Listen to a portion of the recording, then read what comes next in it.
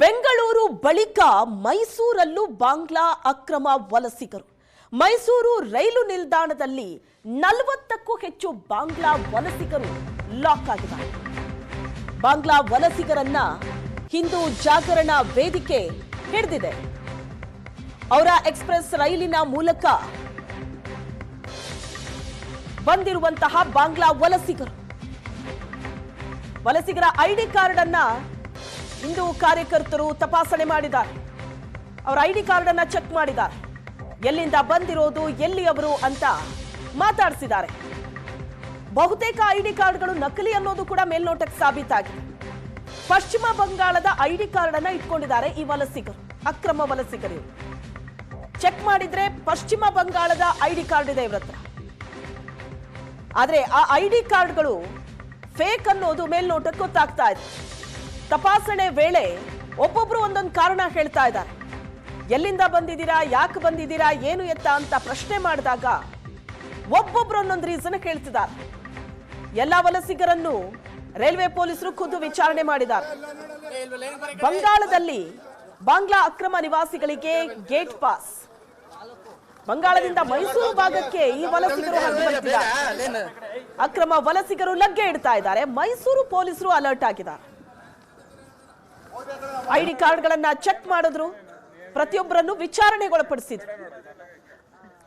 ಆದ್ರೆ ಒಬ್ಬೊಬ್ರು ಒಂದೊಂದು ರೀಸನ್ ಹೇಳ್ತಾ ಇದ್ದಾರೆ.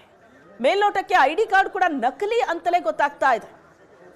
ಬೆಂಗಳೂರಿನ ನಂತರ ಈಗ ಮೈಸೂರಿನಲ್ಲೂ ಕೂಡ ಅಕ್ರಮ ಬಾಂಗ್ಲಾ ವಲಸಿಗರು ಲಾಕ್ ಆಗಿದ್ದಾರೆ.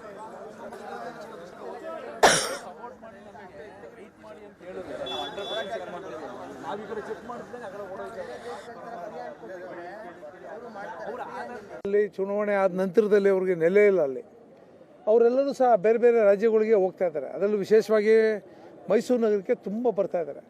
ಕಳೆದ ಬಾರನೂ ಸಹ ಸುಮಾರು 300-400 ಜನ ಒಟ್ಟಿಗೆ ಬಂದಿದ್ದಾರೆ.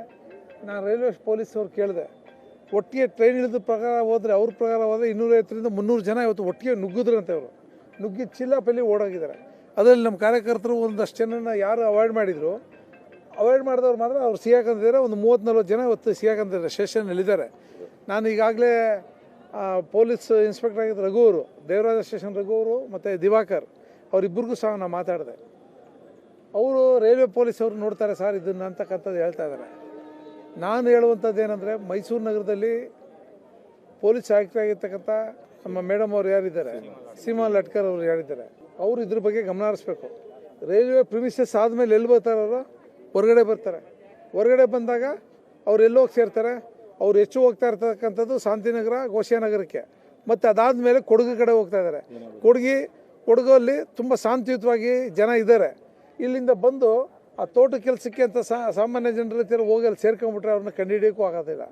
ಇವತ್ತು ಬೇರೆ ಬೇರೆ ರಾಜ್ಯದಿಂದ ಬಂದು ಮೈಸೂರು ನಗರದಕ್ಕೆ ಇಷ್ಟು ಜನ ಬರ್ತಾ ಇದ್ದಾರೆ ಅಂದ್ರೂ ಪೊಲೀಸ್ ಇಲಾಖೆ ಕಣ್ಣು ಮುಚ್ಕೊಂಡು ಕೂತಿದೆ. ಗೃಹ ಇಲಾಖೆ ಏನು ಮಾಡ್ತಾ ಇದೆ? ಗೃಹ ಸಚಿವರು ಏನು ಮಾಡ್ತಾ ಇದ್ದಾರೆ?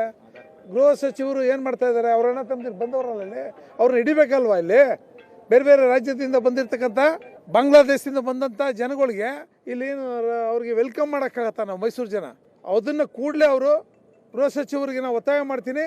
ಇದಕ್ಕೆ ಒಂದು ಯಾವ್ದಾರು ಒಂದು ರೀತಿ ನಮ್ಮ ಮುಖ್ಯಮಂತ್ರಿ ಹೇಳಿದ್ದಾರೆ, ಗುಂಡಾಗಳಿಗೆಲ್ಲ ಬಲಿ ಹಾಕೋಕ್ಕೆ ಒಂದು ಸ್ಕ್ವಾಡ್ ಮಾಡಿದ್ದಾರೆ.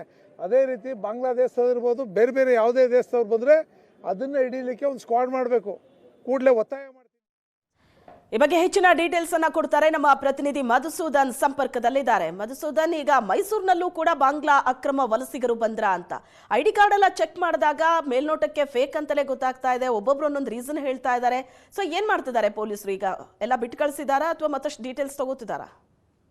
ಈಗ ಸದ್ಯಕ್ಕೆ ಪೊಲೀಸರು ಅವ್ರನ್ನೆಲ್ಲರನ್ನೂ ಕೂಡ ಕೂಲಂಕಷವಾಗಿ ಪರಿಶೀಲನೆ ಮಾಡುವಂತ ಕೆಲಸವನ್ನ ಮಾಡ್ತಿದ್ದಾರೆ. ಖಂಡಿತವಾಗ್ಲೂ ಕೂಡ ಇಡೀ ಪ್ರಕರಣವನ್ನ ನಾವು ನೋಡಿದ್ರೆ ಎಲ್ಲ ಒಂದು ಕಡೆ ಏನು ಪಶ್ಚಿಮ ಬಂಗಾಳದಲ್ಲಿ ಈಗ ಅಕ್ರಮವಾಗಿ ನೆಲೆಸಿರ್ತಕ್ಕಂಥ ಬಾಂಗ್ಲಾದೇಶಿಗರನ್ನ ಬಾಂಗ್ಲಾದೇಶಕ್ಕೆ ಮರಳಿ ಕಳಿಸುವಂತ ಪ್ರಕ್ರಿಯೆಗಳೇನು ತೀವ್ರಗತಿಯಲ್ಲಿ ಆಗ್ತಾ ಇತ್ತು, ಅದರ ಹಿನ್ನೆಲೆಯಲ್ಲಿ ಅಲ್ಲಿ ಇರ್ತಕ್ಕಂಥವ್ರು ದೇಶದ ನಾನಾ ಭಾಗಗಳಿಗೆ ಅರಸಿ ಹಂಚಿ ಹೋಗ್ತಾ ಇದ್ದಾರೆ ಅನ್ನೋ ಒಂದು ಅನುಮಾನಗಳು ಬಹಳ ದಟ್ಟವಾಗಿದ್ವು.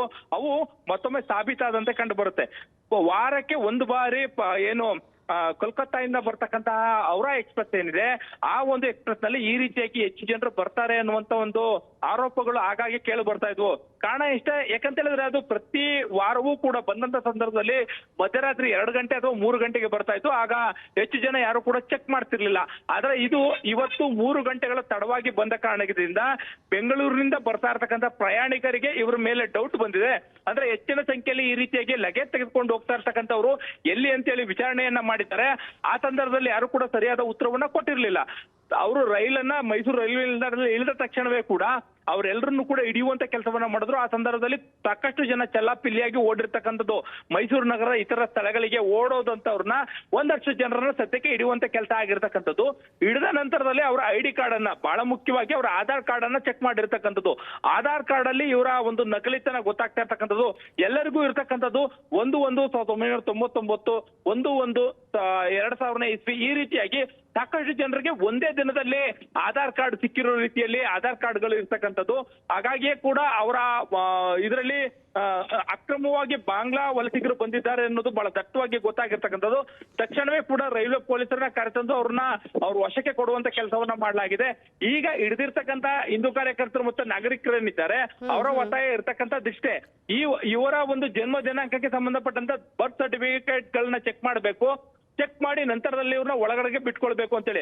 ಆದ್ರೆ ಬಂದಿರ್ತಕ್ಕಂಥ ಅವ್ರು ಎಲ್ರು ಕೂಡ ಹೇಳ್ತಾ ಇರ್ತಕ್ಕಂಥದ್ದು, ಒಂದು ಕೇರಳಗೆ ಹೋಗುವಂತ ವಿಳಾಸವನ್ನ ಹೇಳ್ತಾ ಇದ್ದಾರೆ, ಮಾನಂದವಾಡಿಗೆ, ಅದೇ ರೀತಿಗೆ ಮಡಿಕೇರಿಗೆ ಹೋಗುವಂತ ವಿಳಾಸವನ್ನ ಹೇಳ್ತಾ ಇದ್ದಾರೆ.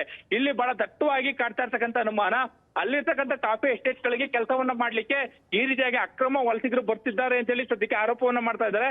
ಸದ್ಯಕ್ಕೆ ಮೈಸೂರಿನ ಲಷ್ಕರ್ ಪೊಲೀಸ್ ಸ್ಟೇಷನ್ ನ ಪೊಲೀಸರು, ಅದೇ ರೀತಿಯಾಗಿ ರೈಲ್ವೆ ಪೊಲೀಸರು ಅವ್ರನ್ನ ಚೆಕ್ ಮಾಡುವಂತ ಕೆಲಸವನ್ನ ಮಾಡ್ತಾ ಇದ್ದಾರೆ. Shweta, thank you Madhusudan.